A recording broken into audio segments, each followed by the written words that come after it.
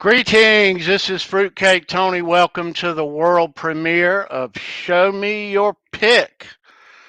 This show, as you know, in my channel, is dedicated to guitar pick collecting and music memorabilia collecting. We're going to do this show every Saturday at 4 p.m. Eastern Time. I hope you join us. If you're not subscribed to me already, please subscribe. It's much appreciated. Um, so here on Show Me Your Pick, we're going to have a different theme, different artist spotlight every week. This week it's Aerosmith. Letter A, good way to start. Um, We'll be showing guitar picks, backstage passes, autographed items, drumsticks, all kinds of music memorabilia. There'll be lots of rock and roll stories to be told by me and my co host, and my co host has a lot of them, I assure you. Um, we're going to do a giveaway each week. We're going to have a trivia question. There'll be one question, and we're going to give away a nice guitar pick to one of you each week. That'll be coming up later on in the show. Um, so, I got a co host. A lot of you know who this guy is. He is a rock journalist. He has written for Guitar Player, Guitar World, Rolling Stone, Playboy, Kerrang, Metal Edge, Cream.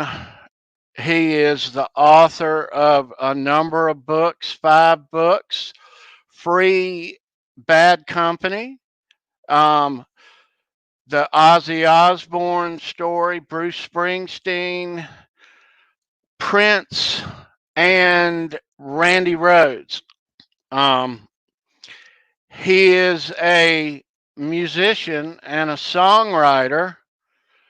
Um, he has a couple of albums out, and they have sold very well in recent years. One album, Spirit Nation, the other, Winter Moons. His musical partner and writing partner is Jimmy Waldo, the original keyboard player and founding member of Alcatraz. We all know Alcatraz. Ingve, Steve Vai, yeah. Um, so he's a heck of a nice guy, and I'm so proud to have him here with us and with me doing this show. I'm going to bring him in. I want you to give a very warm welcome to the legendary rock journalist, Steve Rosen. Woo! There he How do you, is. Steve, how you doing? hey Tony, how do I live up to that intro, buddy? It's all you, baby. Yeah, thank you, man. Very kind of you. I want to just say thank you, Tony, for having me on. I want to say thank you to Sandra for taking care of all the tech and pushing all the right buttons, and mostly to the people that are listening in and people that are going to be stopping by. I really appreciate that, and hopefully I can regale you with some fun stories, and maybe you'll learn a little thing along the way. So let's get this going, Tony. All right. So, Steve, um, you are one of the biggest collectors of music memorabilia on the planet. How'd you get into all that stuff? I've always been a collector. When I get into something, I have to collect everything about that thing.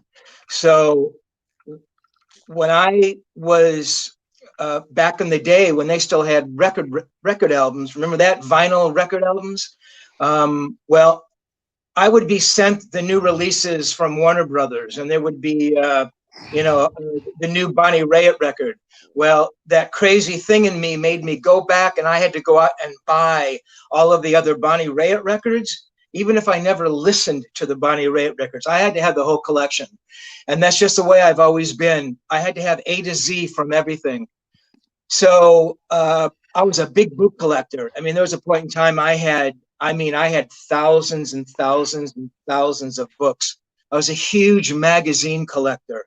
I mean, I had every issue of Cream and Rolling Stone and Circus and Crawdaddy. And, I had to have complete collections. For a while there, I was collecting VHS tapes. I had hundreds and hundreds and hundreds of VHS tapes. So I've always had that collector thing in me, which probably borders on hoarder a little bit. So when I first started writing, and this actually goes back to about 1971, I actually started writing for my high school newspaper. I became the first sort of music editor that the paper ever had. It was always, before that, it had to be something school related. But I kind of talked them into doing like this little music column. So I started going out to clubs. I would go to Gazzari's. I'd go to the Whiskey. I mean, I saw some insane shows at the Whiskey.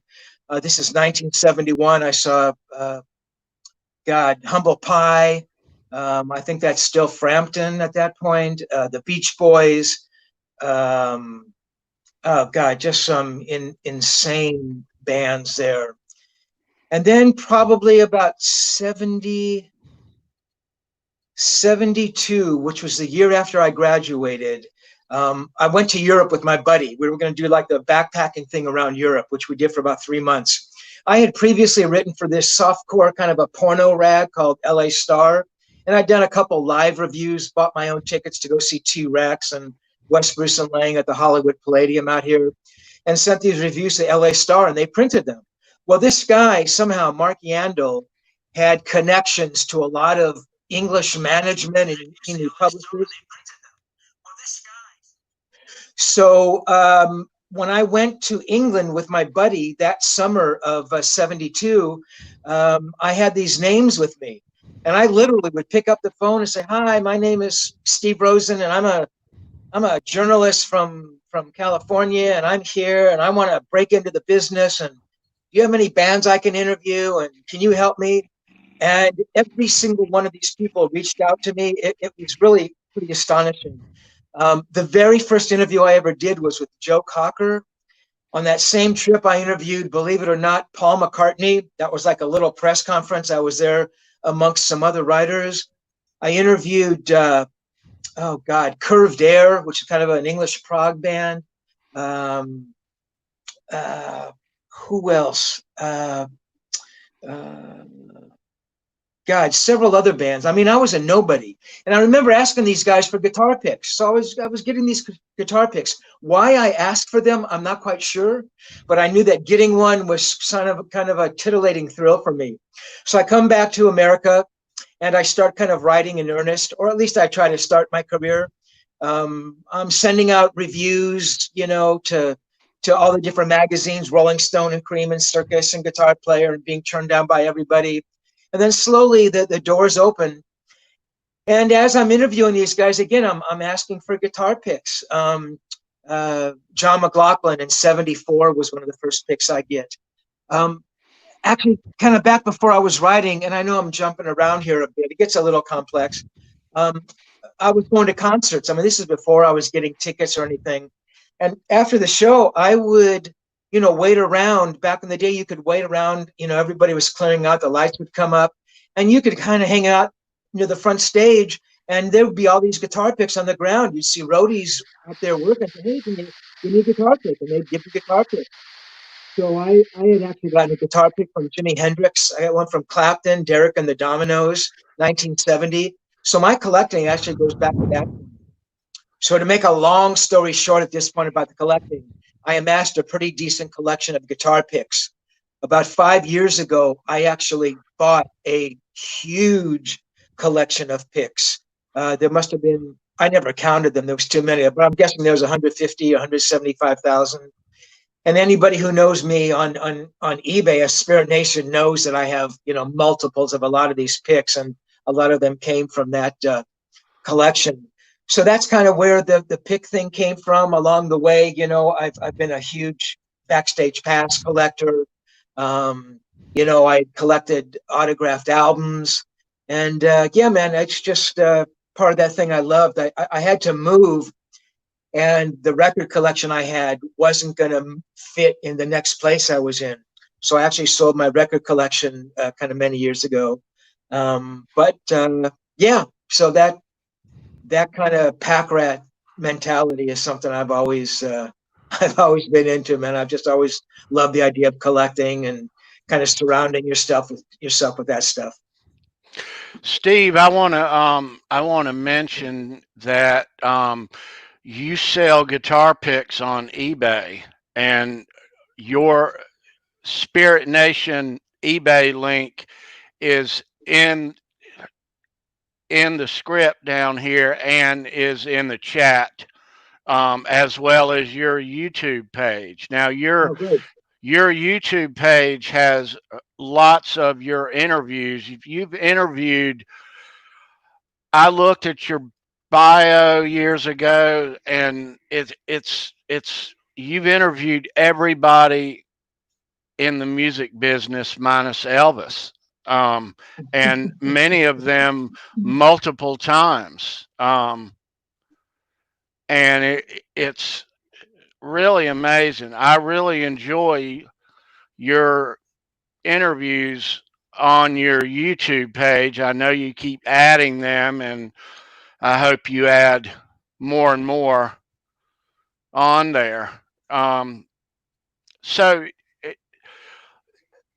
we have a comment in the chat that our buddy Dogpa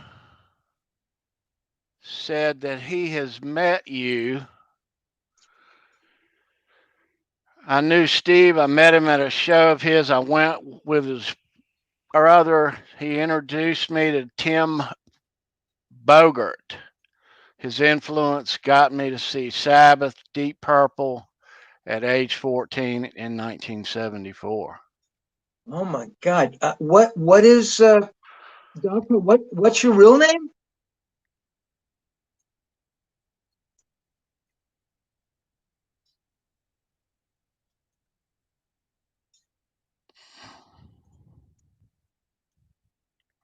Um,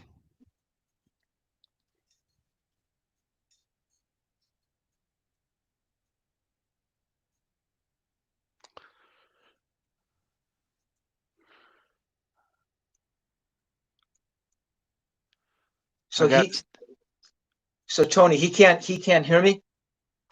He can hear you, yeah. Oh, so dude, what's your name? I mean, I remember these moments, but I can't think of who you are.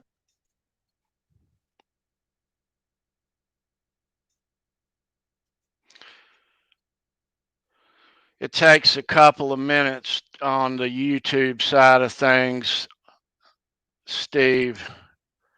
Um, anyway, let me ask you. Yeah. So, when, in what year, and what were the circumstances of you getting into rock journalism? Well, I mean, as I had mentioned, I mean, it sort of started, in my senior year of high school, 1971, when I was doing that little column for the Culver City Centurion, where I went to school, the Culver City High School. I was going out to shows. I would, Mario who's a legend, Mario, who has passed away, has been the benefactor of many bands, has helped a lot of bands out, booked a lot of bands at the Whiskey. I remember writing to him. This is pre-computer, right? So you had to sit down and write a letter. And I remember writing a letter to him saying, Mr. Maglieri, my name is Steve Rosen, and I'm a music editor for the Culver City Centurion. And there are 1,200, people reading this column, and, these are all potential customers. Could I come and review your shows? And he was so kind. He said, man, just show me this letter and you can come and you can see any shows you want. So it actually began there. I then started sending out kind of, live reviews or record reviews to the different magazines. I couldn't get an interview with anybody because I'd never really been published anymore.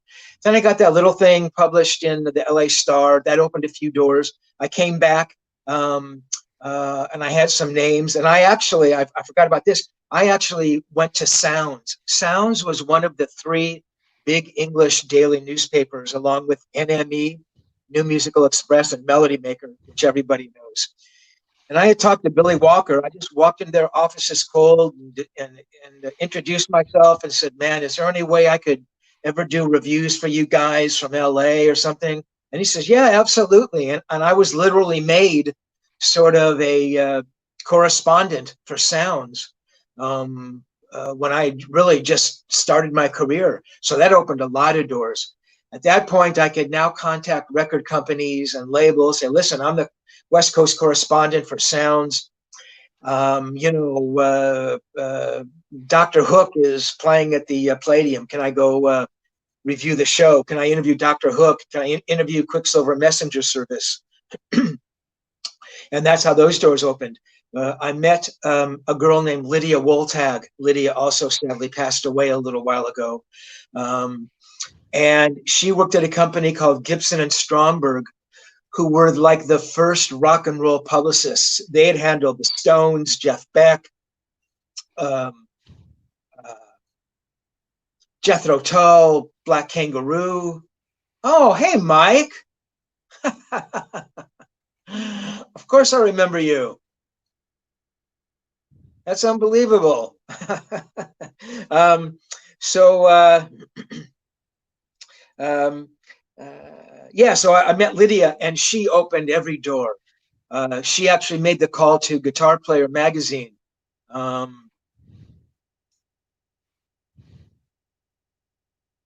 you were after Mick. Mick was 73. That's great, man. That is so cool. Thanks for stopping by. I was in Lydia's office, and she said, "Wouldn't you like to interview Jeff Beck for Guitar Player magazine?" And I said, "Are you kidding me?" I said, "That would be my fantasy come true." So as I'm sitting there, she calls Jim Crockett, the editor for Guitar Player magazine, says, "Hi, I have a new writer here, and he would like to. We're going to set him up with Jeff Beck, and he'd like to do a story for you guys." I can hear him sort of talking on the other end. And she gets off the phone and says, "Yes, he'd be interested. We'll set up the interview, and you do the interview, and if he likes it, he'll run it." Well, that first interview I did for a Guitar Player turned out to be my first cover story. The first story I ever did for Guitar Player was a cover story, December 1973, which would be the first of 16 cover stories that I did for them over the course of 5 years. And again, Tony, from there, it opens, Guitar Player led to Circus and Cream. In 74, I did my first little Rolling Stone story. I wrote 3 small pieces for Rolling Stone on the first Bad Company record. I heard that Paul Rodgers had this new band called Bad Company. And before ever hearing them, I just knew that it was going to be an amazing band. And they were, of course. So that led to Rolling Stone. And then there was Playboy. I did some record reviews for the LA Times. I started writing for foreign magazines. I got hooked into Player magazine, which I actually wrote for longer than any other magazine. I think I wrote for them for over 40 years. I wrote for a lot of other Japanese magazines, Ad Lib, Rock and F, Music Life. Went on to write for a lot of European magazines, Italian, German, French, Spanish,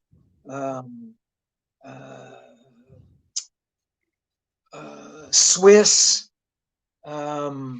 Australian magazines, Chinese, a China heavy metal magazine called Painkiller. I'm sorry, yeah, Painkiller. Actually, a very cool magazine. Actually, I was in Nepal, Kathmandu, for 2 weeks with my buddy Jimmy, who was recording music there. I wrote some stories for a little local Nepali newspaper. So yeah, man, it just builds, and you just keep knocking on doors, and you know, you believe that you've got something to tell people, and hopefully they believe you, and they read your stuff, and they're digging what you're reading. And that's kind of the long story in a nutshell. Yeah. Steve, we have a question in the chat. Let me slide it down, yank it up.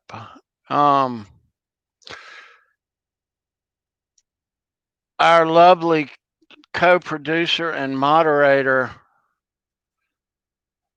wants to know if you've ever done any interviews with Pantera.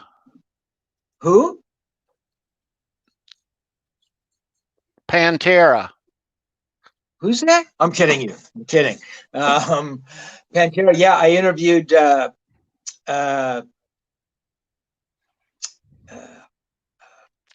drummer.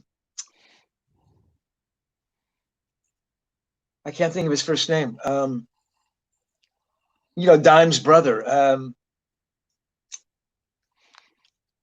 Dementia. Sorry. Oh God. Somebody has to know his name. It's slipping me right now too. Anyway, I interviewed him a couple times. Very sweet Vinnie guy. Paul. Vinnie Paul. Thank you. Yes. Yeah, Vinnie was great. Obviously, the one question I didn't want to ask you, that's been asked 1,000 times, is, I mean, what do you say? I'm sorry about your brother. Oh, you must miss your brother. I mean, any way you say it, it sounds insipid. But he kept referencing Dime. Obviously those guys loved each other. And, I don't know. I broached the subject somehow, and he was, I mean, you can tell he was still in excruciating pain, and this was a long time after it happened.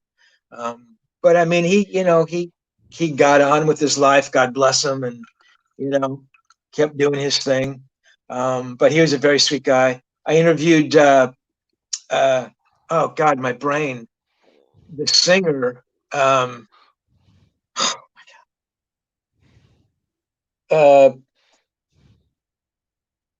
The crazy guy.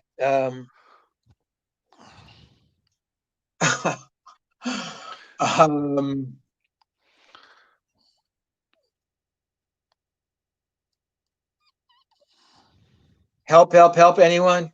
I've interviewed him several times, and he's a very cool guy. He talked about his addictions and getting over that, and how he could be a handful back in the day.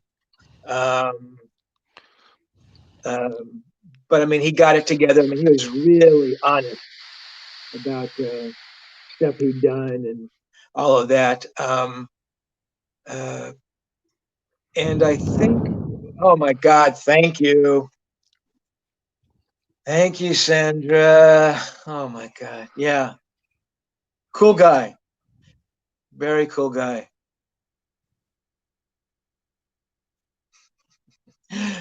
Interrupting here. Mick's great. Actually, yesterday was his birthday. So why don't you go on his Facebook page and wish him a birthday? Yeah, that is heartbreaking. I can't imagine that happening at a concert. I mean, it's just beyond comprehension, really. But yeah, so yeah, Mick's doing great. He actually just retired from Hitachi. He's doing great. Lives down in Laguna Hills, enjoying retirement. Been playing a lot of drums, buying a lot of drum sets. But yeah, man, you should give him a shout on Facebook. I'm sure he'd love to hear from you. But yeah, so I'm trying to think. I think I might have interviewed the bass player as well one time, and his freaking name, Rex. Rex Rex, Brown.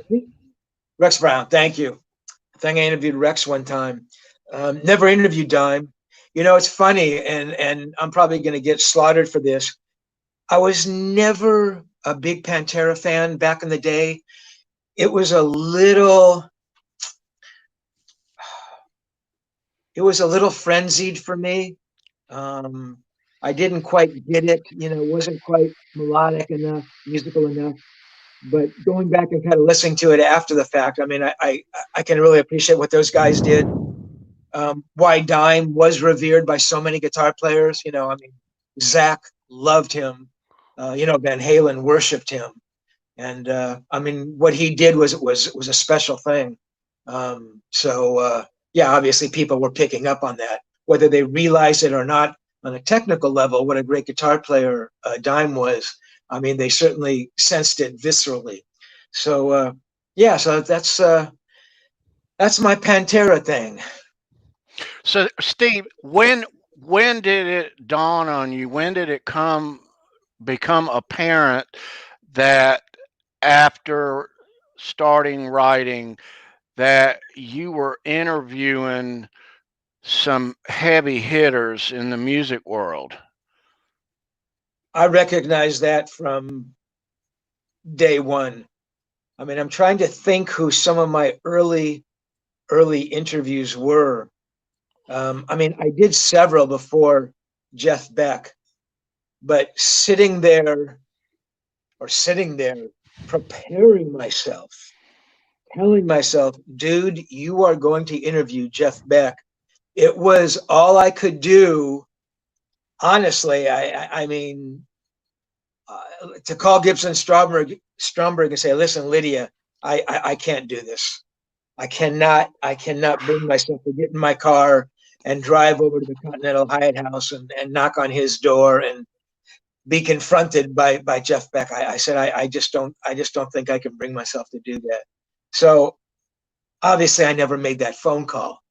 And that feeling came to me time and time and time again. I mean, before I was a writer, you know, I mean, I was a guitar player, you know, just local bands, Culver City bands. We were doing cover songs, you know, so we were doing Shapes of Things, um, you know, all of the Jeff Beck group. We were doing, um, you know, Over, Under, Sideways, Down. Yep, that's a famous picture. So, Steve, those you can't get much more heavy hitters than that. That's you and Eddie Van Halen Yep, and Don Landy yep, and the Les Paul. the Les Um, Paul. yeah, that's That's good company right there. That's great oh company. man, talk about feeling like a tiny human being in the company of those guys. I mean, uh, that was uh, that was '84. That was when Ed was inducted into the uh, Rock Walk Hall of Fame, um, and I think Les was inducted that night as well. I did have the supreme pleasure of introducing those two guys on the fly. I thought to myself, "Oh my God, how great would it be to get Les Paul and Edward Van Halen to sit down and do an interview?" And I was able to hook that up. Yeah, that's a pretty famous one. Why I'm wearing pants that are so freaking short and tight, I can't even tell you that. But, um, that's '86. That's obviously Jimmy Page with the Firm. The interview was over, and it was so intense that I had developed a migraine headache, which I had gotten all my life. And it was so bad at that point in time that I swear to you, man, I was gonna faint. Yeah, that's the really famous one. That's Day on the Green. That's the first album. One of the first times I ever met Ed. Yeah, so yeah, I mean, meeting those people, you just have to. For me, it was like leaving my body, and pretending I was somebody else, watching this guy, Steve Rosen, interview these people. You just had to pretend that you weren't even there, because it was just too scary to, appreciate what was really happening. Yeah, that's a good one. Obviously, Sammy Hagar era. And one of my famous poses, I'd always, if the guys had guitars, I'd always, put my hands on the guitars, and typically, I'd always put it in the shape of an E chord. Do not ask me why, but I would do that. So, Steve, let me ask you this. I know you've made a lot of music, and I'm going to get there in just a moment, but you are a member and inductee of the Rock Gods Hall of Fame. I am. Tell us about that. There was a guy named Marino da Silva. Marino somehow knew about me, knew about my writing. He had contacted me, and he wanted to license some of my interviews, and he wanted to put together some interview CDs. And I said, sure, man. So we dealt with each other probably over the course of a year.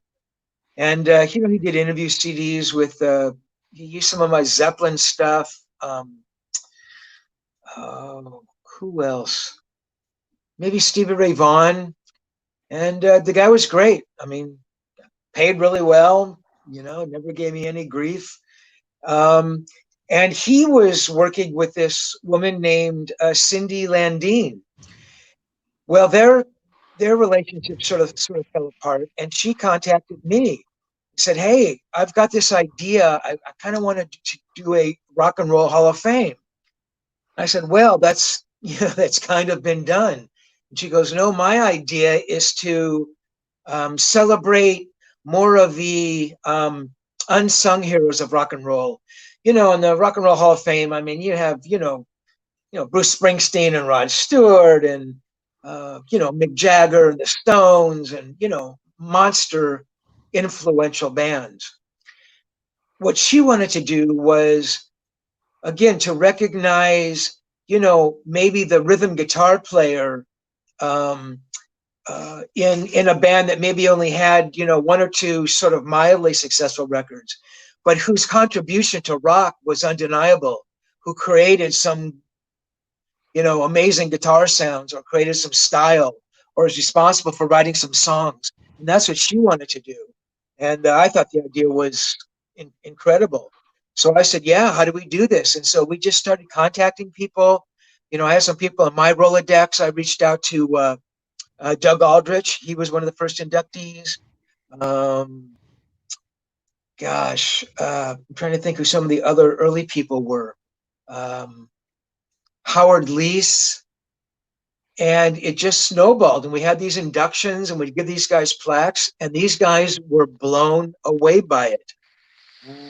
Yes, Doug Aldrich is a pretty famous rock and roll guitar player, but he's not famous like Brian May is. I mean, very few guitar players are. So he really appreciated that we kind of recognized this thing in him, and all these guys really dug it. So it kind of grew, and I think we've done 4 or 5 inductions now. And, beyond that, I was actually, a part owner, part founder of Rock Gods. So I think Cindy felt like maybe she had to induct me, or I'd, get mad at it or something. I mean, not really. It was very kind of her to induct me. And I'm very honored by it. But yeah, man, there's been some amazing people. Steve Vai, Lukather, Michael Anthony, Rowan Robertson from Dio, Doug, Alex Skolnick from Testament, Rachel Boland, Skid Row, Chris Slade from AC/DC, Howard Leese from Hard Bad Company. God, I'm missing so many people. There are a ton of great producers we have in there. It's cool. It was really turning into a thing, man. It was snowballing. More people were showing up at each induction. We held them out here in LA typically. And then this, virus thing hit and it kind of slowed things down, but we're going to get right back on it when things clear up. So, yeah, keep an eye out for that. RockGodsHallOfFame.com. You can go check out the website. It's pretty neat stuff. So, Steve, I wanted to ask you, you're a musician. You've made a lot of music in your life. You have a couple of albums out that have done well. One is called Spirit Nation, and one is Winter Moons. And your writing partner and music partner is Jimmy Waldo, who is the original keyboard player for Alcatraz. He is, and New Um, England. You remember New England? I've I think we're heard, talking like I can't recall the music. late 70s. They were kind of a Cheap Trick meets Prague. Really great band. Great band. In fact, they Right. just got together to do some shows. Anyway, yeah, Jimmy Waldo, the best.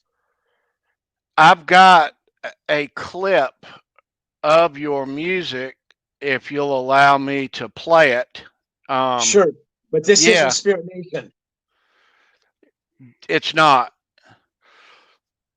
Why don't you tell us um, about your partnership with Jimmy Waldo and making music? I met Jimmy, I want to say 84 or 85. I think it was actually at a Kiss concert at uh,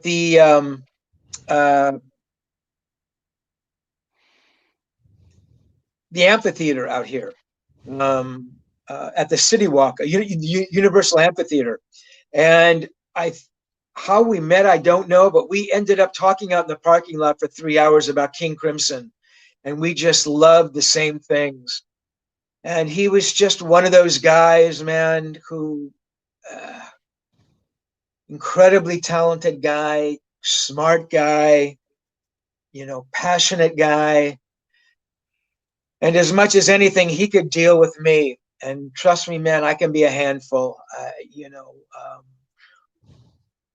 We somehow, realized that we were both songwriters. So we started getting together, and I had written some stuff. This is before we had started writing. He says, hey, I can help you, man. I can record and do that. And he knew everything. Everything he knew how to do, I didn't know how to do. He knew everything about recording, and he knew about levels and EQs and, plugins and, oh God, I mean, I can barely work a computer. So, on that level, it was great. And we just kept hanging out and kept writing. And this thing that you hear is Jimmy has been working with Graham Bonnet, I want to say for at least the last year or so. And actually, what came from that is Alcatraz got back together. Um, Joe Stump is a guitar player, and Jimmy, Graham, Gary Shea, and Graham was scheduled to do some solo records. So Jimmy and I were going to sit down and try to write some stuff for Graham, and that's what that track is that you hear. That's a track that you're going to play. It's a song called "Lay This Goes to Rest." I play all the guitars on there.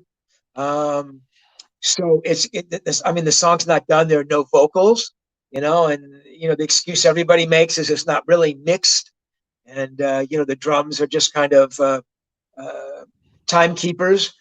But I mean, I think it's pretty cool. I mean, I am real modest about everything that I do, but I was pretty happy with the way that came out. I mean, you have to understand, for the last 47 years of my life, I've been sitting in rooms with the greatest, guitar players in the world, and I'm sitting there and talking to these guys and, thinking, yeah, I play guitar, but not really, not in the face of what these guys do.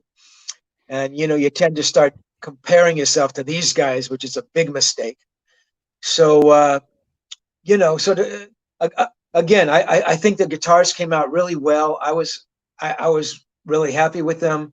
My greatest desire and goal in life was to be a guitar player in a rock band, to be a songwriter. I wanted that more than anything.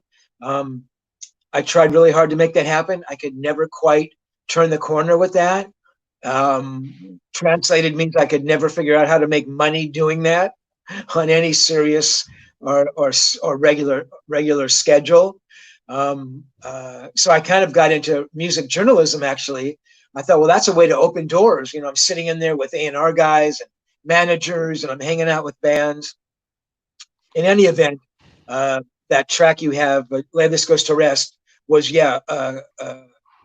ostensibly a song that Graham Bonnet was contemplating cutting for a future record. Let's go ahead, Steve, and give it a listen. Cool. I'm gonna take you.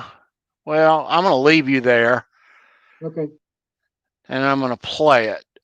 Okay. Just before we go on, again, Jimmy's playing the keyboards in there. He's playing keyboard bass. He's programmed the drums, and he's mixed all that stuff. So that's all him. Okay. All right. Have a listen, everyone.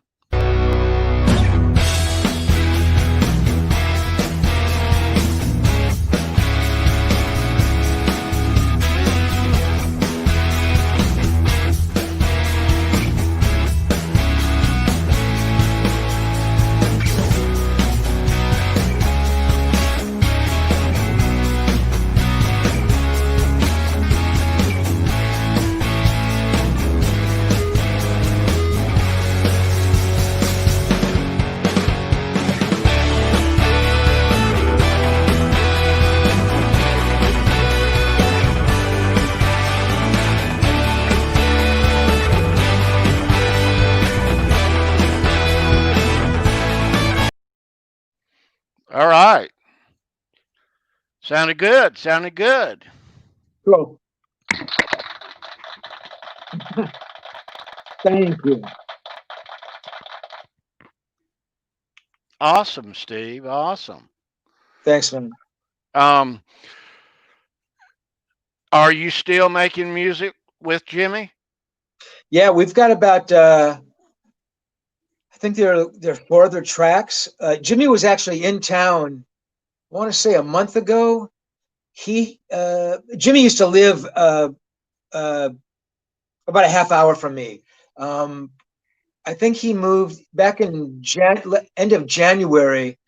He moved back to Chicago, which is where he's from, with his wife. They moved back there.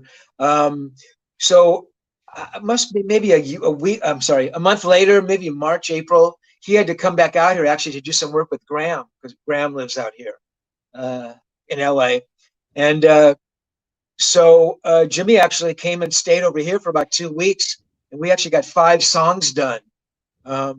Basically, where I did all the guitars on these 5 songs. Jimmy's working on them now. Again, putting on bass and keyboards. Putting on more polished drums. So yeah, those songs are kind of in the can. And we're always writing, always come up with little bits, and Jimmy's cooked into my computer with one of those programs, where he can control my side of the thing, so he can set up recording software on my side, and he can mess with it on his side. So yeah, we're always writing stuff. And just briefly, a compilation of songs that he and I did over the course of probably, God, I want to say 15 years or so, just came out on an Australian label called Melodic Rock.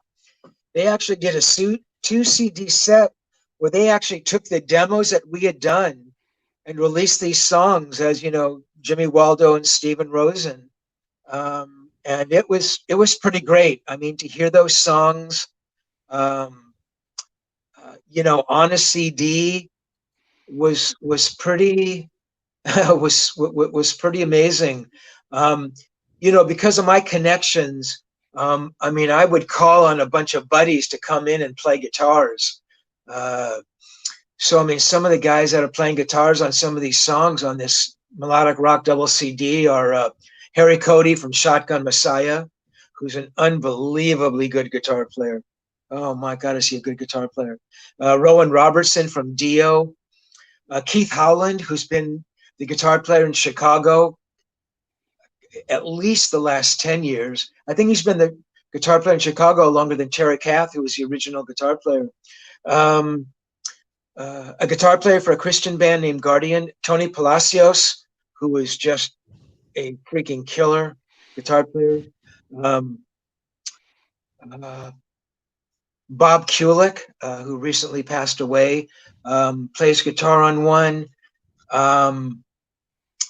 I know I'm missing some guys. Oh, Danny Johnson, who was that third guitar player in Alcatraz after Yngwie and Steve Vai, plays some great guitar. Phil Brown, who's an incredibly good guitar player, big Jeff Beck guy. I co-wrote a couple songs with Phil that are on this CD. I mean, he's worked with a lot of people. I think he's worked with Robin Zander, Steve Perry, a bunch of people. Who else? And we had a bunch of great singers.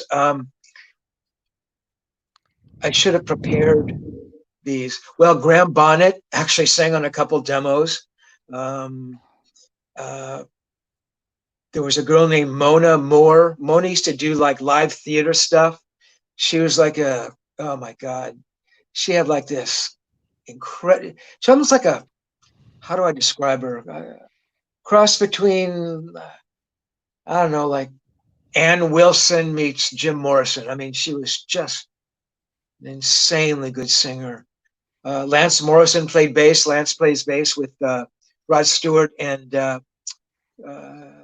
Don Henley.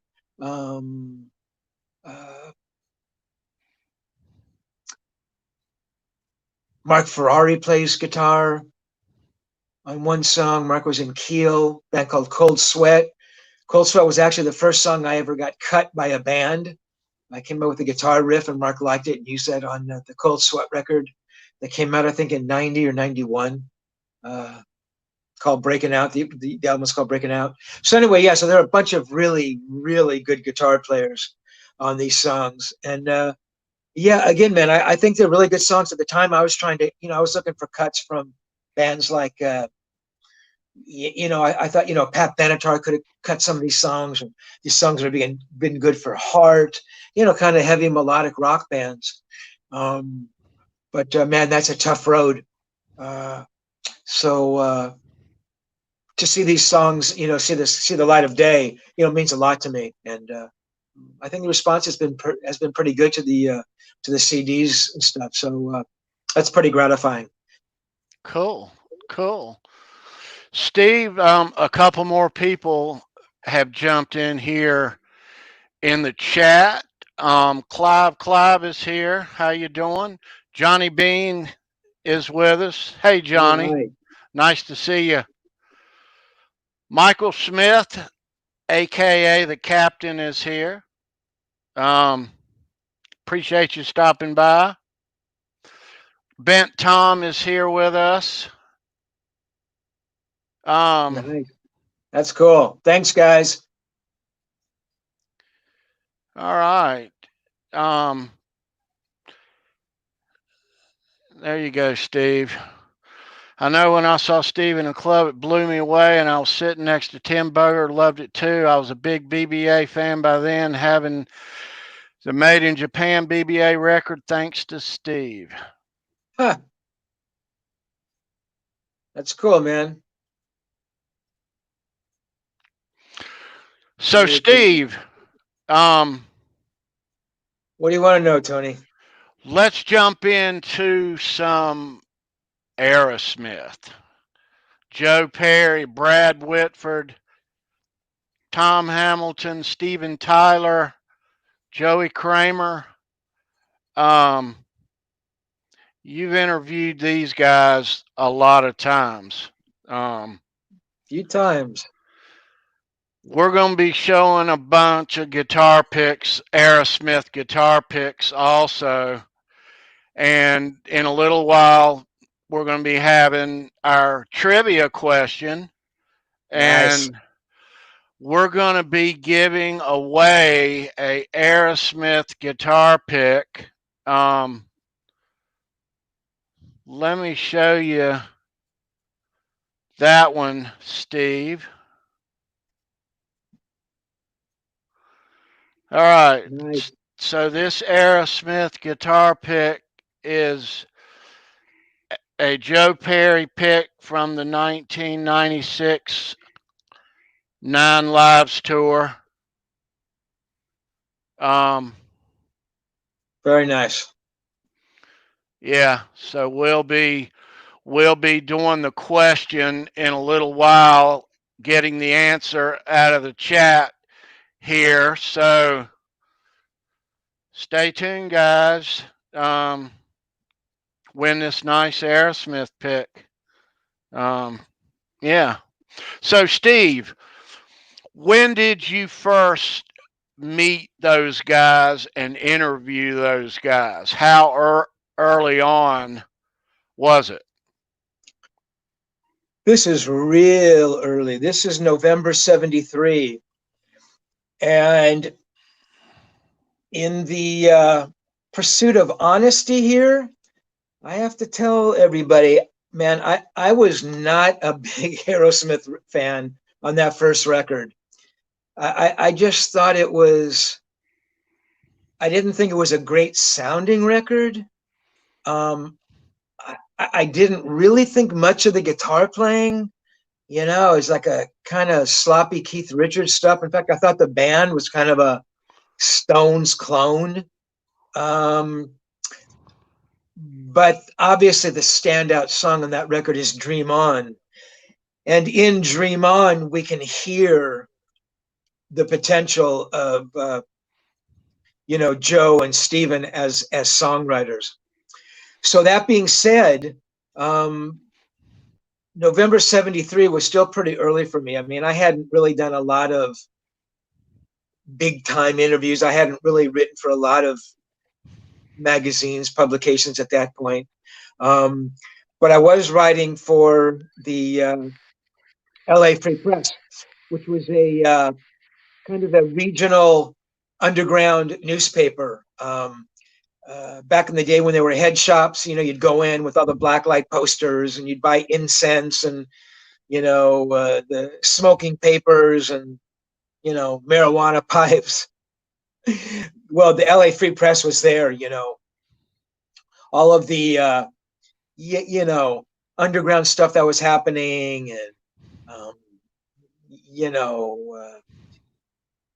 the People's Revolts and, the Black Panthers and, um, you know, all that underground stuff, the Free Press covered. Well, they also had a small music section.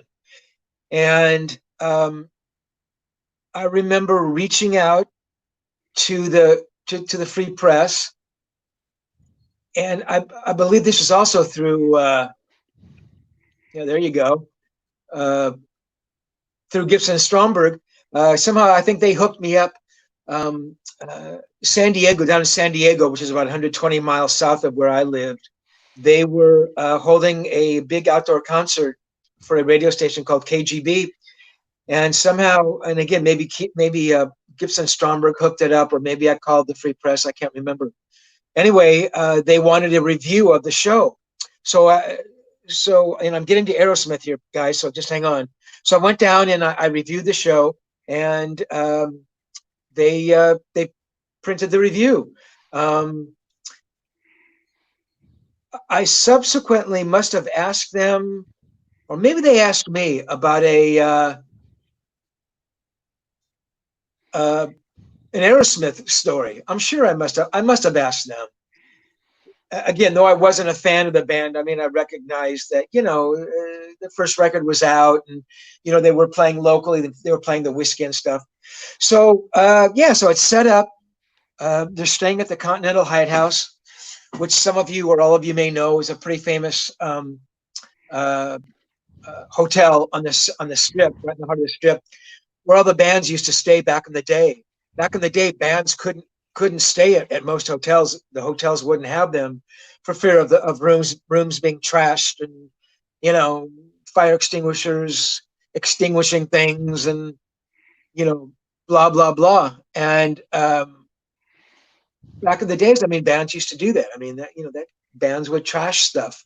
Well, the Hyatt House welcomed those bands with open arms. So Aerosmith were staying there. Not that Aerosmith was going to trash anything, but the fact that Aerosmith was staying at the Hyatt House, seemed like a pretty natural thing. So I think I met the publicist there, and in the lobby, and they said, "Yeah, man, the band is in the little cafe they have, little restaurant here." So they said, "Do you need me to introduce you?" Excuse me. Excuse me, guys.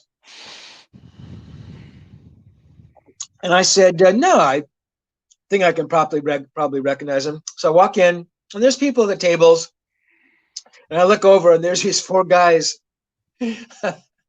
sitting at this table, draped in more scarves and jewelry and perfectly coiffed hairdos, and I mean, if these guys weren't in a rock and roll band, then they were the best imitators I'd ever seen.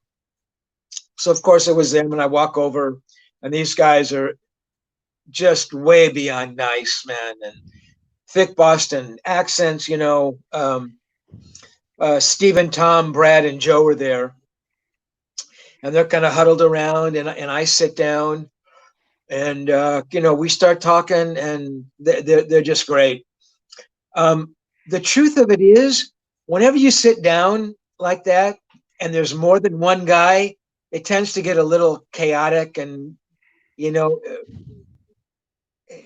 I mean, it's really never as good as sitting one-on-one. I mean, I love that I had the chance to sit with those guys all together like that.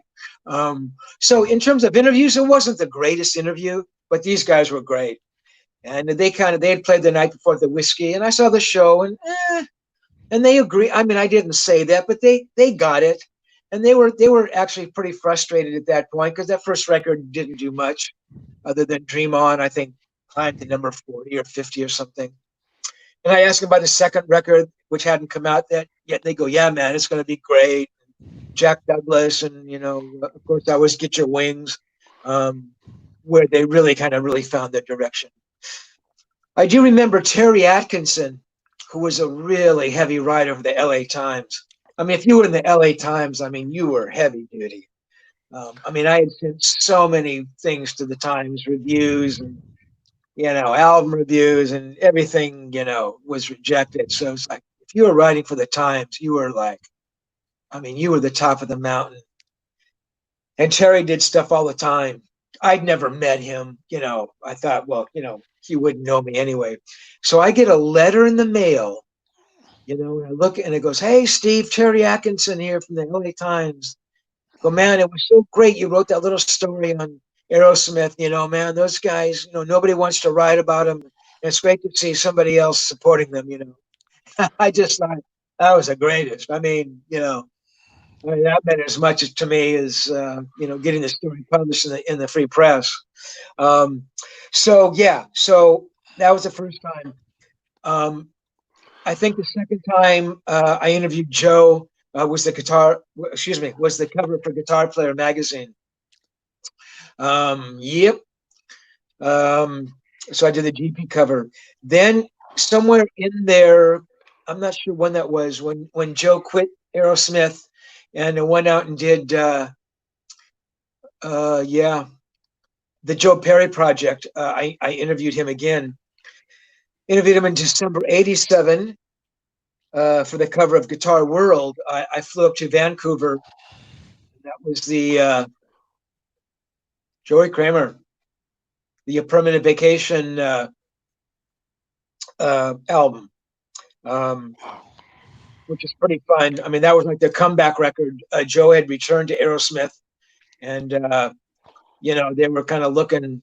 I mean, this record, if this thing didn't happen, it was all over for them because Joe had left on a low note.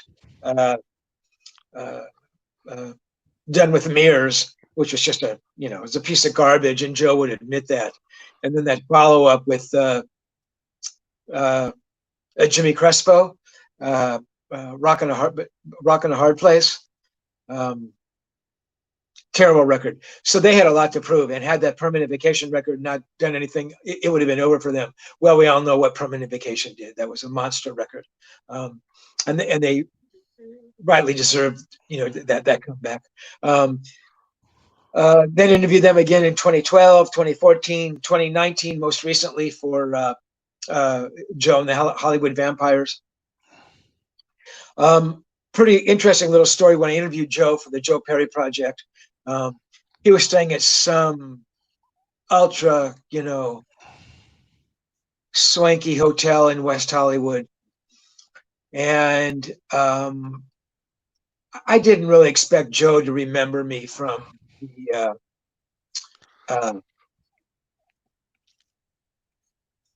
I'm sorry, the Aerosmith interview, from the Free Press interview. But anyway, I said, "Hey, Joe, we met before," and he goes, "Yeah, man," and he was good. He was cool, very, very, very sweet guy, and he's sitting there, and he looks a little, what's the word? A little haggard, a little worn, So we're talking, and he's great. I mean, Joe loves guitar. He loves talking about guitar playing. We had a shared love for I'm sorry, man. I'm just reading your thing here, Johnny. How you doing, buddy? For Jeff Beck. I mean, he adored Jeff Beck, and I'm sure I would have mentioned to him that I had interviewed Jeff, so I'm sure we had that common interest going on. So we're talking, and I think he walks to the corner room, and he comes back, and he's like emptying something on the table, and I'm looking, and I didn't, I wasn't watching, and I'm looking, and I'm thinking, well, why is he emptying out a bag of flour? I mean, I literally, I mean, that's all I can think of. Then I thought, well, maybe it's sand, or maybe then I thought it's some kind of a potpourri for the room or something. And then I'm looking, and I see Joe, I don't know if he used his finger or a guitar pick, and I see him do a bump, and I think to myself, holy fuck, I'm sitting here in Scarface and Al Pacino doing those 3-inch mounds of cocaine. It was mind-blowing, to say the least. And for Joe, it was just business as usual.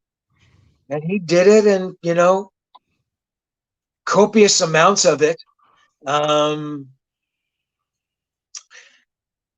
And, you try to ignore it. And if Joe was comfortable enough doing it in front of me, I mean, I don't care.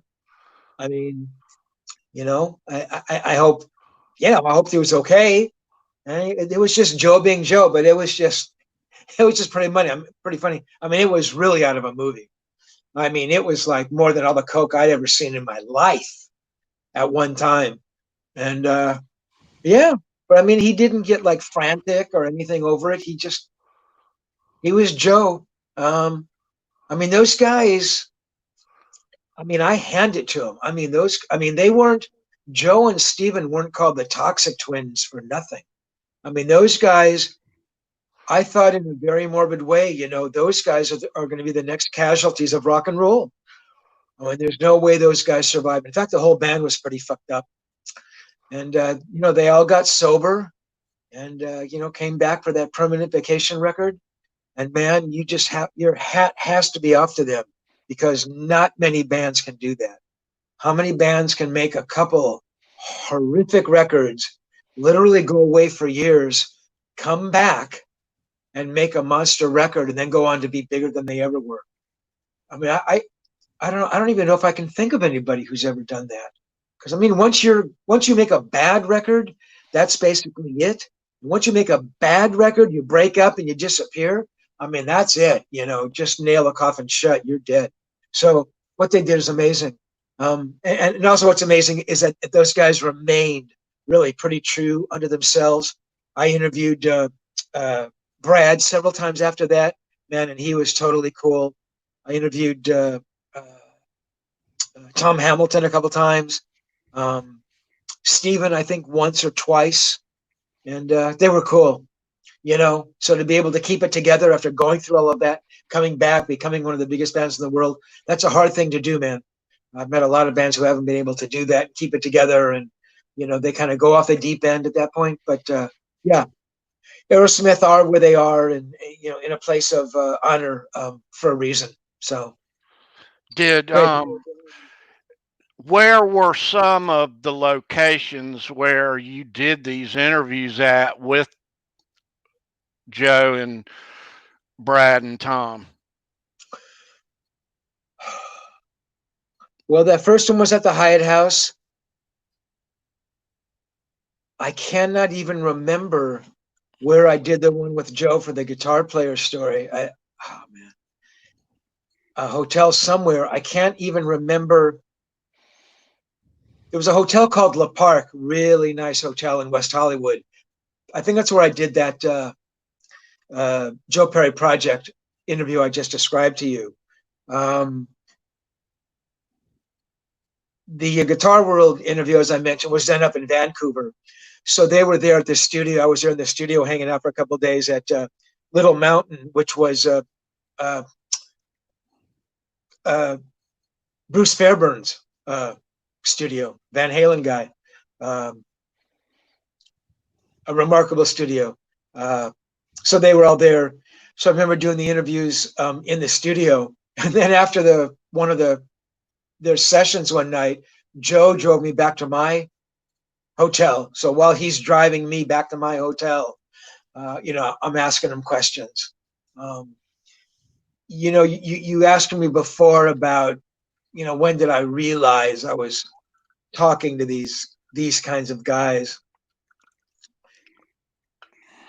I interviewed from the first guy I ever interviewed. But I mean, it was moments like that when I'm thinking, holy fuck, Joe Perry's, driving me in his car, rental car, and I'm interviewing him. I think never in 10 million years could I have, drawn this up in my head. I always loved music. I was a guitar player. I loved writing. I loved reading. I used to read Guitar Player magazine before I ever wrote for them. And, the invincibility of youth, you think, well, I can do that. I've read that story in Guitar Player. I'm a better writer than that. I wasn't, but you think you are, and thinking you are is half the game. So anyway, that was one of those moments, having Joe Perry drive me back to my hotel. That was a good moment. You know what I mean? Cool. Yeah. Cool. So Steve, you got lots of Aerosmith memorabilia there. Show us a little bit of that. It's funny. Just this morning, actually, let me back up. Yesterday was my brother's birthday. So hey, Mick, happy birthday again.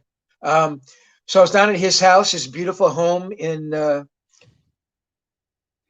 Laguna Hills, and there's a little bit of the family was over. And I used to take my brothers to a lot of shows. Mick saw, God, I don't know, dozens of shows. And one of the shows he saw was an Aerosmith show. I think it was the Aerosmith show at the Anaheim Stadium, which is where the Angels, the baseball team, used to play. That was a show where Jeff Beck came and jammed on Train Kept It Rolling at the end of the show. So to make a long story short, Mick, I had given Mick Mick had a backstage pass of his own. When we'd go, I'd get one, he'd get one. And, he used to kind of put them up on this little sign he had. Well, I was down there yesterday and they were just kind of sitting on the sign in his garage. I said, "Hey, Mick, do you really want your passes?" He goes, I don't really need them anyway. So I got Mick's passes back. I actually put one up on eBay this morning, which sold. But if we take a little walk here, so I'm going to take a walk. So this might get a bit psychedelic like, guys. So hopefully I don't lose you. So I'm walking through my room. So I'm looking. So firstly, I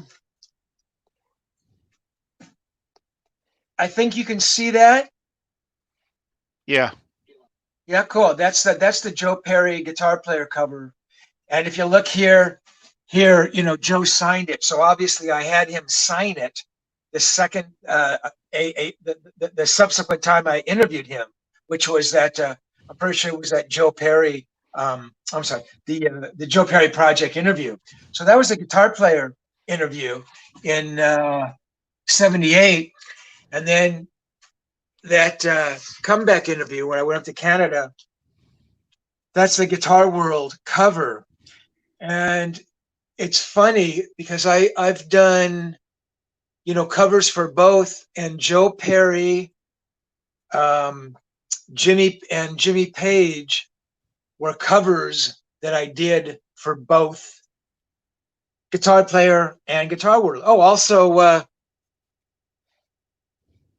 Ace, I did for Guitar World, and Ace has signed that one. So obviously I interviewed him again. In fact, the next time I interviewed him was for that Guitar World interview I just showed you for Guitar Player. So anyway, just a little tidbit of information. So there's an Aerosmith pass from Balboa. Balboa was down in San Diego, which is about 120 miles south of LA. I'm looking for that other Aerosmith. I know there's a couple more Aerosmith backstage passes, and I simply cannot find them. Oh, we've got to take a look at this guy. I know you guys are saying, that's my cat who only eats and sleeps. That's Arpeggio. So, as we mentioned, I sell guitar picks on eBay. So I don't know if you can see these. So I have kind of, quantities of various. We can see them, Steve. Show us a couple. Okay. Hopefully you can see these.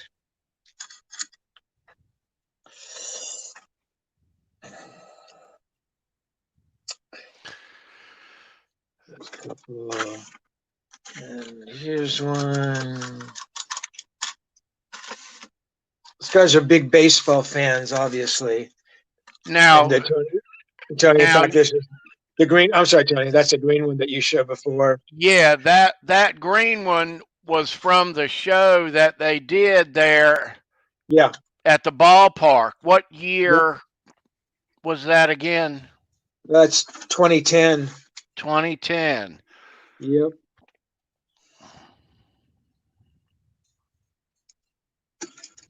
Yeah. It's funny. I don't know if you can make out that photo. Joe has like the guitar sort of straddled on the side of his leg. Yeah. And I think it's a Strat because he plays Strats, weird Strats. Sometimes he'll play left-handed Strats, right-handed. And I had sold one of those picks on eBay, and the guy who bought it said that he took that photo. I thought, wow, Oh, wow. that's pretty unbelievable. Yeah, that's neat. Yeah, this A pick, that's a crew pick. Right. So the crew. So yeah, all you collectors out there know that.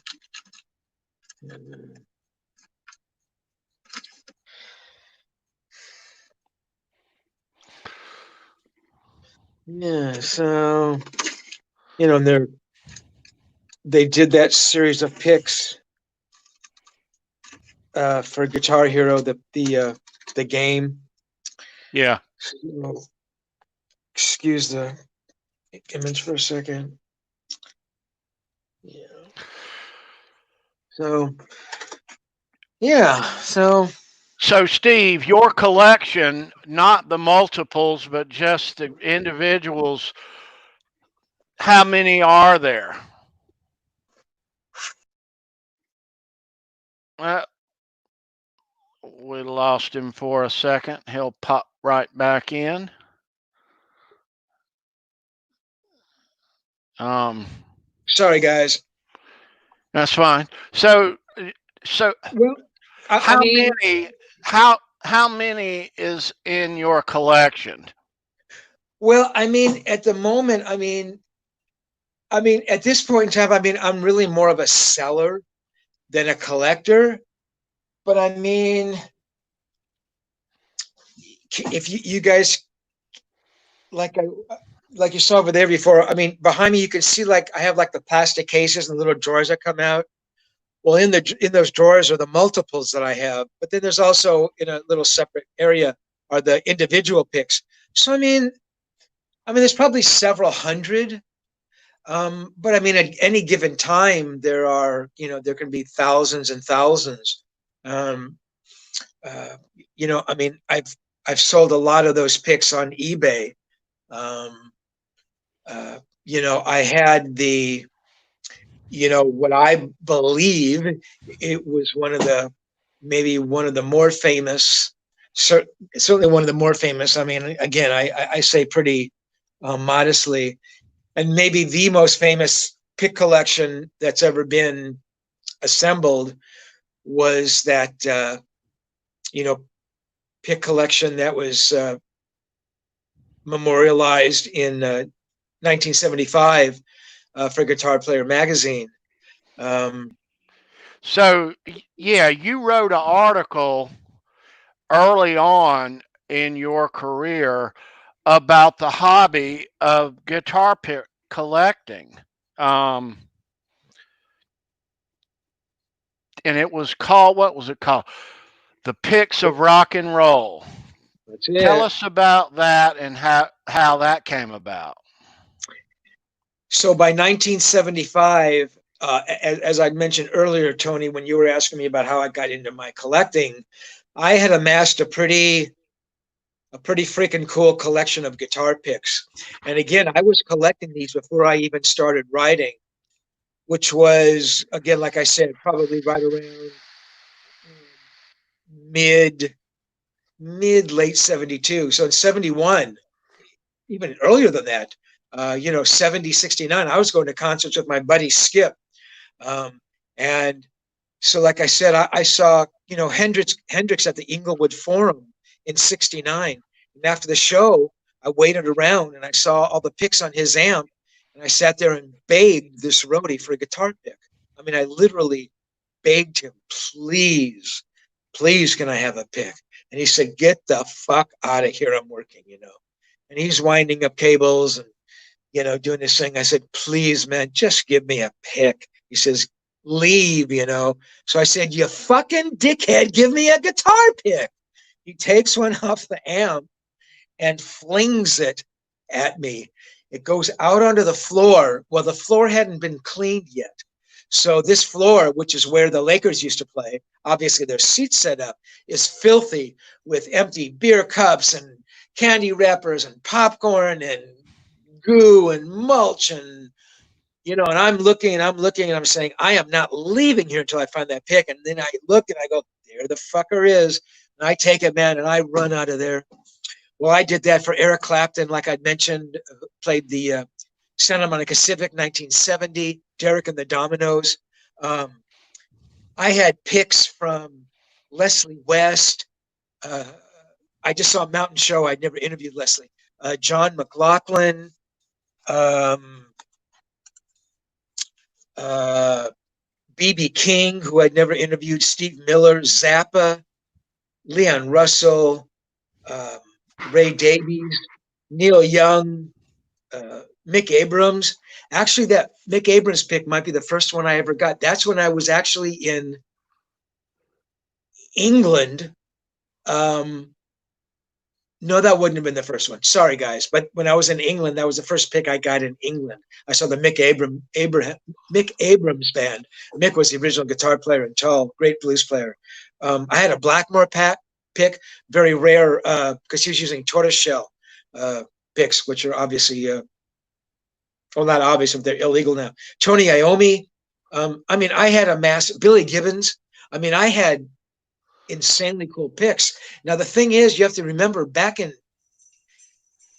early 70s, mid 70s, there are not a lot of logo picks around. I mean, nothing like there would be. I mean, there were some, you know. Billy Gibbons had one. Leslie West had one. I'm actually looking at I don't know if you guys can see this. This is actually a Xerox of the page of what it looked like in Guitar Player. So very, really short page. So I'm kind of looking at the picks that have names on them to just to refresh my memory. Oh, I had a Rory Gallagher, Neil Young, Nick Ralphs. So I had these picks in a little box. And what I did was I'd put a piece of tape on them because, again, you can see most of these picks are just generic Fender picks or Manny's heavy picks or a Herco or a Dunlop pick. There's no name on them. There's no discerning one medium Fender from another. So I would take a little piece of tape and I'd put Ray Davies and I'd tape it on the pick and I put it in this little box. It was a metal box. In fact, it was my mom's box. I remember it clearly. And these picks were in there with the tape on them for years and years and years and years. So it comes to a point in time and I think, you know what? I want to display my picks. So I think I'm going to, I'll put them behind poster board, a little frame, little plastic on the wall. So I go and I look inside and what I'm looking at makes me sick to the point of, Rosen, you fucking moron.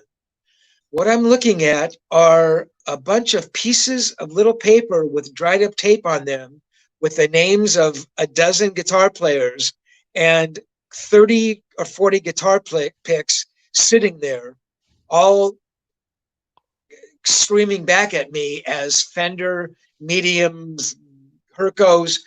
The tape had fallen off these picks because it had dried up. So luckily, some of the tape had still stuck, but I have, and I can show them to you. I probably have 20 picks that I don't know who they belong to that I can tell you are extraordinarily valuable picks. I mean, these interviews that I was doing back in the day, I mean, these were all heavy guys, oh God, I'm trying to think. Jim McCarty and oh God, just heavy guys, because these are the kinds of guys I would have asked if they had a guitar pick.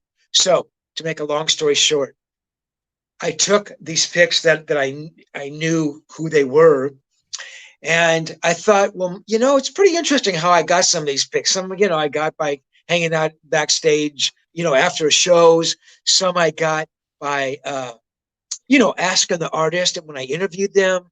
Some I got by stealing off at the top of an amp in a practice room. I go in there and go, oh shit, that's a Leslie West pick. And I walk away with it, so I got them in a bunch of ways. And I thought, well, maybe that's interesting. Maybe people would dig hearing about that. So I remember calling Jim Crockett. Back in the day, it was a regular phone call. And say, hey, Jim, Steve Rosen goes, hey, Steve, how's it going? Hey, listen, man, I got an idea for a story. He goes, yeah, what's that? I go, what about a story on guitar picks, you know? And there's silence. So I said, man, I have these amazing picks that I've gotten, you know, from my interviews. And before I was even interviewing, man, I've got these incredible picks that I've got off the amps from these guys, you know.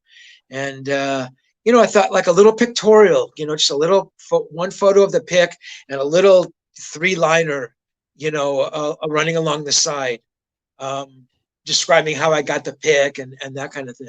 And he goes, oh man, who's going to want to read a story like that? I go, well, man, I think it's pretty interesting. It's never been done. I mean, guitar players never done anything like that. I've never seen a story like that anywhere in any magazine. And I said, you know, I think it'd be cool. He goes, no, I don't think so. No, okay, you know, I mean, you don't argue with the editor, you know. I mean, you know, in '75, I mean, I was screaming. I mean, I was their main freelancer. I was doing heavy stories. So, hey, the editor doesn't want a story, whatever you want, boss. And so I honestly don't remember if he called back or I pitched it again, but I just thought the thing had some legs, you know. So whatever happened, I remember, you know, talking to him the next time. He goes, "Yeah," he says, "Yeah, go ahead and do it," you know. So I remember, and I don't even remember how I met this photographer, Joanna Cucinato, whose name is there on the bottom. Photos by Joanna Cucinato, very cute girl, which is maybe why I used her. I mean, rather than some other photographer who I may have known. I mean, Niels Lozauer I knew by then. Neil was a very famous photographer, and he had shot for a guitar player. So why I didn't use him is beyond me. In any event, so we sat there and you know, she'd take the picture. And again, as she's taking the pictures, I'm telling myself, okay, you moron, make sure you don't, you know, uh, confuse a Ray Davies pick with a you know, a Steve Miller pick. Make sure that you know that photo one on her film, because it's pre-digital, obviously, analog film, is Ray Davies. Two is Steve Miller. Three is you know, Tony Iommi. Blah blah blah. So she took the photos, you know, and kind of placed them against like a little folded up fabric, and I thought it was great. And I wrote like these little, you know, pieces, you know, these little anecdotal bits on them, and I thought, hey man, what a fun little story. And I sent it into Jim, and he really dug it. And anyway, so the story comes out in the July '75 issue, and the response was amazing. I mean, people really dug it. So that collection of pics is I mean, nobody has a Jimi Hendrix pick. Let's put it this way. Nobody has a Jimi Hendrix pick that they can prove is a Jimi Hendrix pick. The reason I can prove to you that that Manny's heavy pick is a Jimi Hendrix pick is because you can look at the pick all these years later and see that it matches up perfectly with that Jimi Hendrix pick. And as anyone knows, that's called provenance, right? I can tell you I have, you know, 100 litho sketches by Picasso. Um, if I can't prove it, they're just pencil sketches. But maybe if I have you know, a picture of Picasso working on that litho, or there's a picture of me with Picasso, you know what I mean. The provenance can be established. So, Have you got that Jimi Hendrix pick nearby? I would love to see it. well, and this is the first time I've revealed this. I sold this collection. Um, Somebody owns that collection. So no, I do not have that Manny's pick here. Um, yeah. So, uh, so again, in my mind, that's why that is the most valuable collection of what is it? 1, 2, 3, 4, 5, 6, 7, 8, 24 picks in the world. I don't know how you get any rarer than that. I mean, because No, those you picks can't. don't exist. Those Jimi Hendrix picks, they have to have an affidavit with it. They're not monogrammed. It's just Manny's or Gibson or whatever. Um, Yeah, and even those COAs, I would be skeptical. I mean, anybody can print up a COA, to be honest with you. But yeah, so that's the Pics of Rock and Roll story. Uh,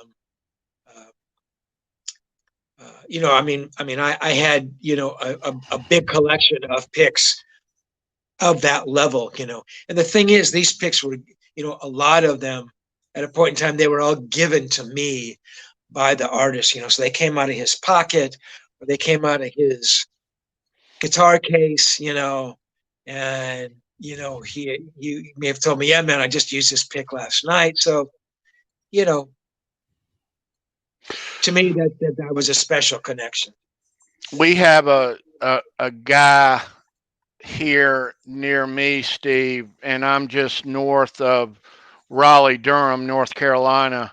Um, this concert ad right behind me here, that's a 69 Raleigh advertisement. There's a guy here who, it was an article in the paper. He was at that show and he got a pick off of Jimmy that night at the show, and he showed it and all, but it was a Manny's pick. Yeah. Yeah, it was. So yeah, they didn't really start making monogram guitar picks until about when, Steve? I mean, there are guys who Mid know more about this than 70s. me. Yeah, no, well, yeah, I mean, again, here, you're seeing, I mean, this story came out in November 75. So obviously they were made, there was some made before then, but most of these guys didn't have them. So, I mean, I'd say they really started happening 77, 78, something like that, by the 80s, they were pretty rampant. Yeah. Let me tell everybody this. Me and Steve met a few years ago. I'm a big collector, and I buy memorabilia and guitar picks from everybody all over the world. And I had bought some stuff off of you, Steve, a few times, and I kept looking at my receipts, and the name sounded like, who is this? And I would see your avatar, and it was a rock star and some guy, and then some time goes by later and I see your receipt again, and there's another rock star and that same guy. So it really kind of, and then it kind of hit me, and I went in the closet and I grabbed my old stack of Guitar Player magazine, and you were in all of them. I was like, that's who this is. So that's Yeah. how me and Steve met. So yeah. So Tony, so you were talking like about my homepage where I'll change those photos. It'll be me and excuse me, Mick Ronson or somebody, or me and Stevie Ray Vaughan. Is that what you're talking about? Yeah. But in the beginning, you didn't realize that other guy was me. No, not it. It took a couple of times. The name sounded familiar, and I thought, is this guy a producer who collects? Is he a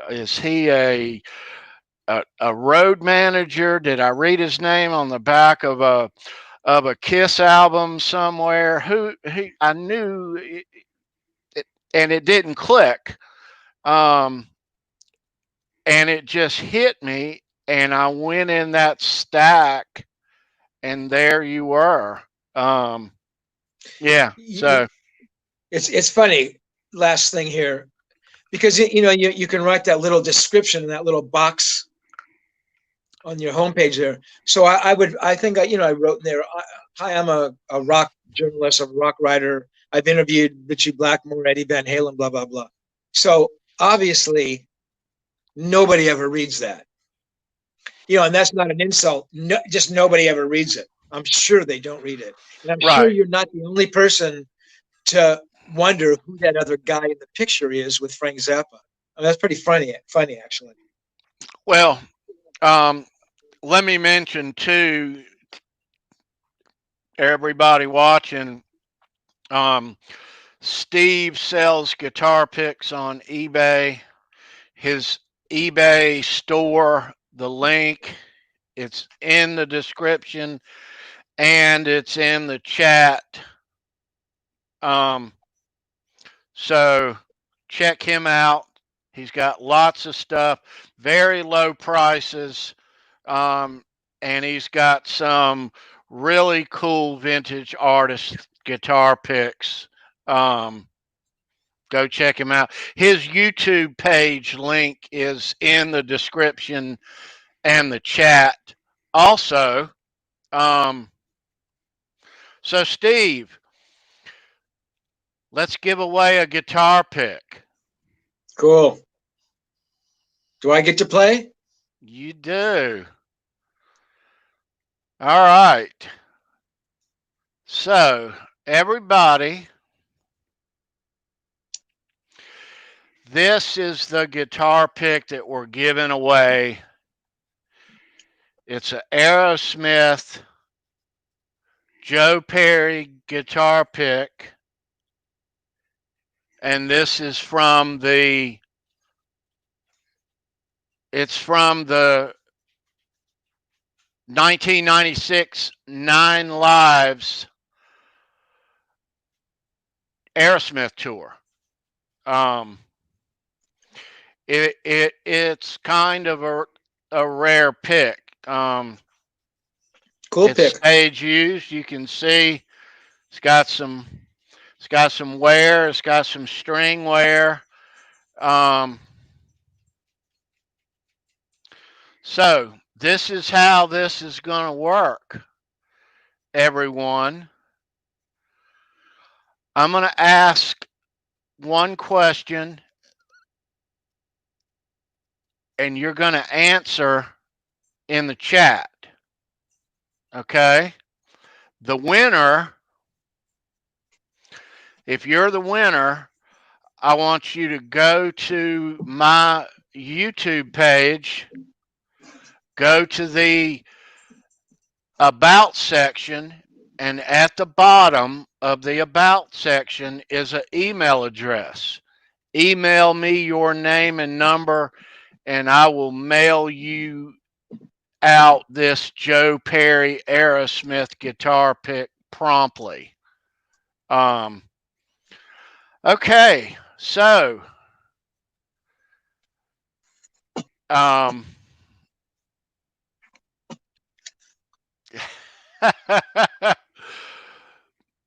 our buddy Krellbar, who's normally here, he would he's a rock and roll encyclopedia. So all right, so let me give everyone watching a heads up. These trivia questions may be about the band that we're talking about that week, but it very well may be about something from last week's show. So if you watched last week's show, you're going to have the advantage. So, all right, here's the question. Everybody listen. When I'm done, I will say go. The first correct answer that Steve, and me and Steve see um, will be the winner. Our What we see may not be in the same order in the chat of what you guys see. So we're going to do this every week. It's all in good fun. Um, we may give a couple, may have a couple, who knows. So here's the question. All right. The question is, last Saturday, I was on Johnny Bean's channel in the afternoon, and he was kind enough to invite me on to promo and talk about this show and announce who my co-host is going to be. Now, during the course of that show with Johnny, I showed him this view of this other camera on the desk, and I showed one guitar pick on Johnny's show, only one. Give me the band name of that guitar pick that I showed last week on his show. Go.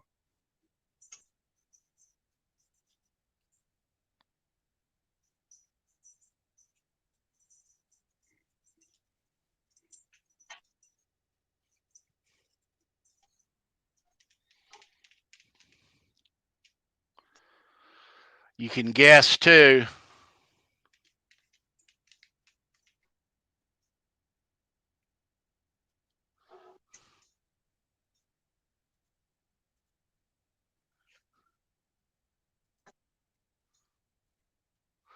It's not Van Halen. Not EVH. Keep guessing.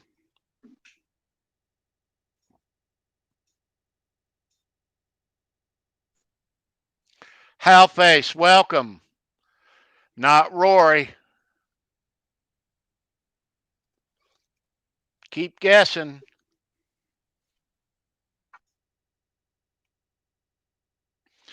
I just need a band name. Not Pantera. Han 36 Solo, welcome.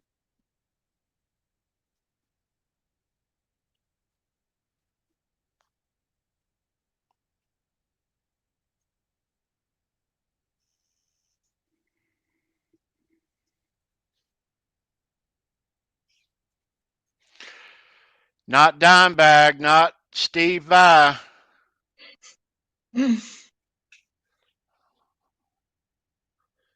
Not Black Sabbath, not Steel Panther, not Journey.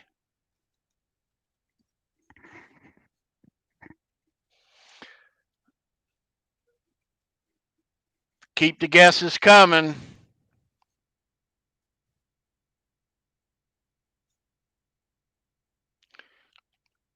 Not Crimson Glory, not the Doors.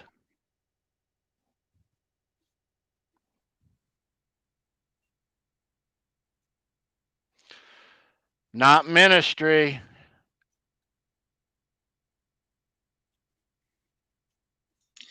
Tony, I think you need to give him another hint, buddy.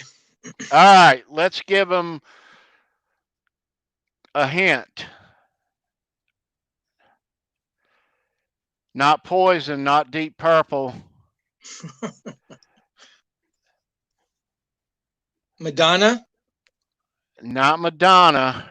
Madonna. All right, here's your hint. They were mentioned once or twice on this show already today.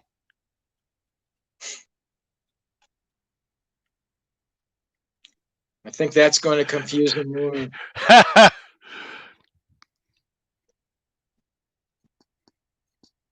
Not Alcatraz, not Montrose. Getting close now. Getting close, not Kiss.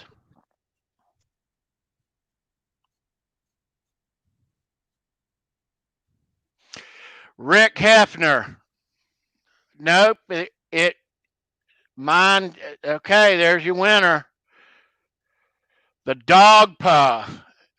Rick Hefner came in right on top of him. No way. He came in right on top of him. All right.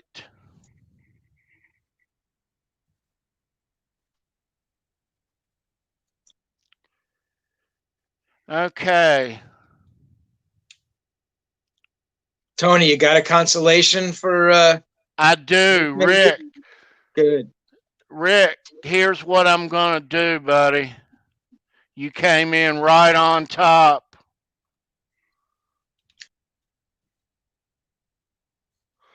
Okay.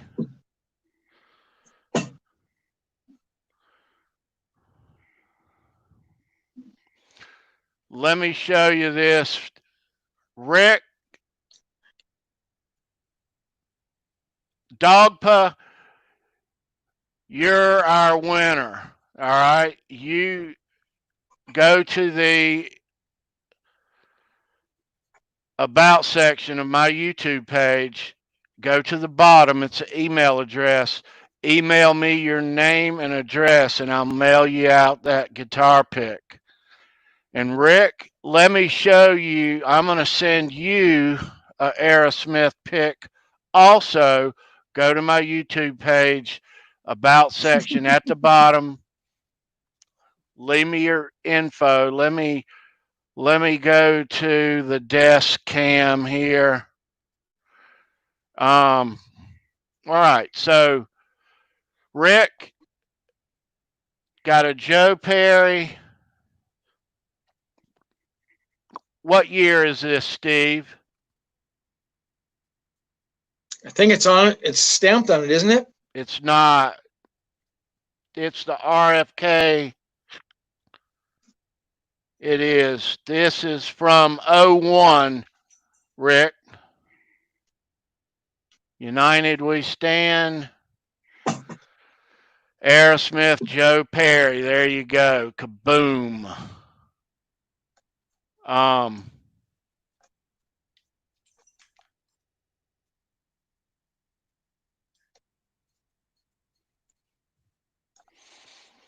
all right. So let me put these two picks aside there.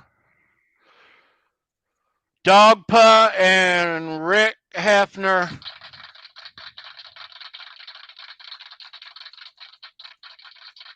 are our winners. Very cool.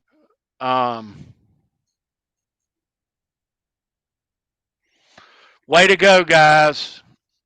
Awesome.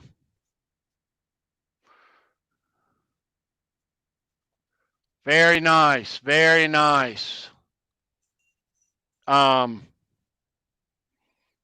Yeah, so guys, I hope you enjoy the guitar picks. I hope you have others. Collect some guitar picks. Now you got a Joe Perry pick. Very cool. So, Steve, I want to thank you personally for doing this with me. This is the world premiere show.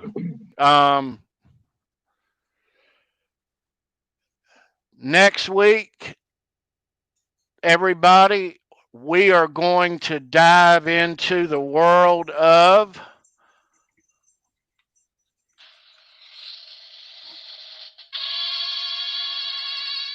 Motley Crue. Nice. So, yeah, next week will be a Motley Crue show. I've got a lot of Motley Crue guitar picks. I've got the complete set that goes back to when they first began. Some super, super rare guitar picks. Steve has got some Motley Crue interview stories that he's going to share. Right, Steve? Lots of stories. All right. Can't wait.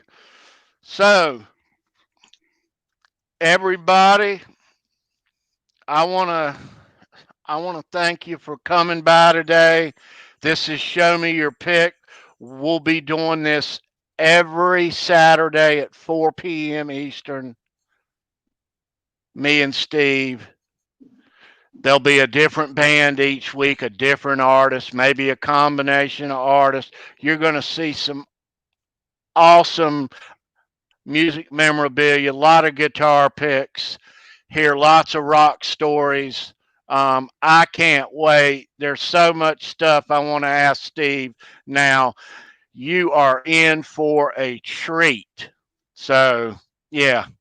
Cool. Tony, before you sign off here, um, idiot that I am, off to the right here, it has the chat thing. And, I'm thinking it'd be nice if I could see what people were saying, So for the heck of it, I clicked on live comments, and lo and behold, I Oh, can you see what didn't have it on already.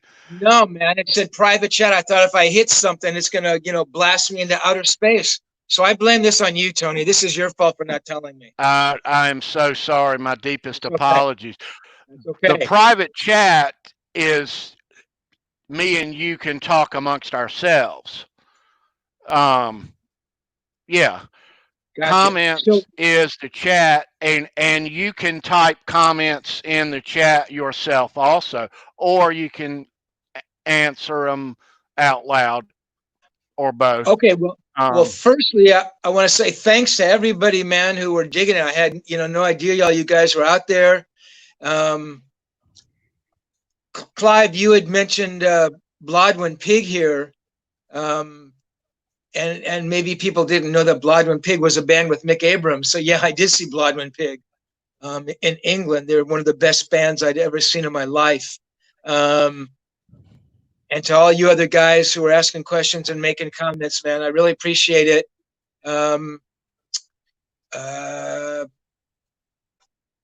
Just scrolling through here. Dogpie, I want your Mick Ronson and Blackmore pics. I think that's only fair, isn't it, since I introduced you? And Johnny, thanks for coming by, man. I appreciate that. Yeah, man, I just hope you guys dug it, and let us know what you'd like to hear about in the future.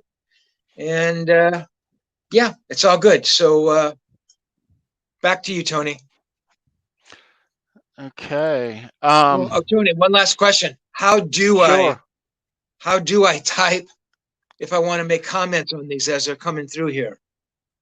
What are you typing? Are you watching YouTube on your big screen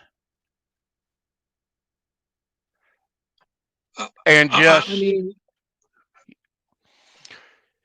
have I mean, I have this. have you got YouTube up on your big computer screen? No, Not your phone. You don't. Okay. I don't think If so. I mean, I think I'm just looking at if you had this. that, cut the sound.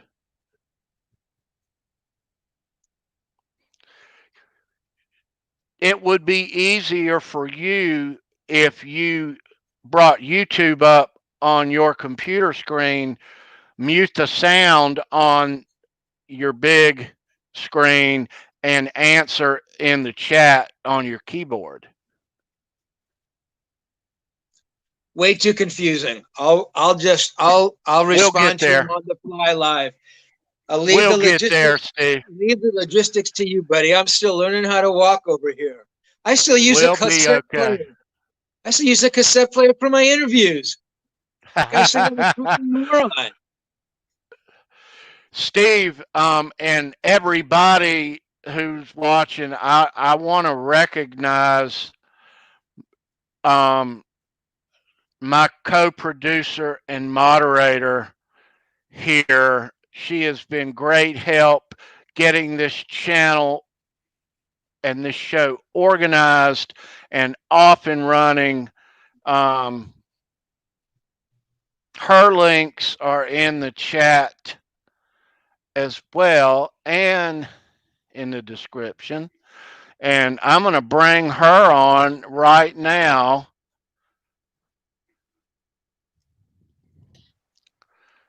Miss Sandra Purdy. Hello. Hi. What a great show. Thanks. My God, you guys were amazing. Thank you. I can't wait till next week. Motley Crue. Yeah. Motley Crue. Motley Crue. But yes. Shout out to the chat. Thanks for tuning in. share the shit out of this video. We appreciate all of your efforts in helping launch this, Sandra. So Absolutely. thank you very much. Anytime. Thank you so much. This is Anytime. really cool. Thanks for asking me to be a part of it. Yeah. Definitely. It's really cool what you did over here. Like I was telling Tony, you know, moron that I am, I didn't even see this stuff until 10 minutes ago, but all that stuff you were doing and the continuity and very nice. Busy. You did good. Shout out to my chat. Mwah. All right. And so normally when this show ends, Sandra's show, the communication breakdown, has about an hour. You have enough time to make something to eat, go eat a nice supper, and come back and watch her and Gary do the communication breakdown. But she has had to cancel her show, her guest, unfortunately. Yeah, so won't get to watch it this week, but will next week. And yeah. So what's your show about, Sandra? Oh, we interview artists, different artists from different bands or in the guitar community here on YouTube. So who are you supposed who are you supposed to have today? We were supposed to have Eric Schroeder, the guitarist from Furion, but he got called to his job site, so there'll be no show. Yeah. Hey Gary, my brother Gary's here. Gary, welcome, dude. Rick Hefner, Hellface, Gabrielle Tone Guitars, Dog Putt. Gabrielle Tone Guitars, welcome. Yeah. Tom. Everybody, thanks for tuning in. I appreciate you guys stopping by. Hellface, Dog, everyone, thank you so much. If you're not subscribed here, please do so. Leave a thumbs up. Share the video, please.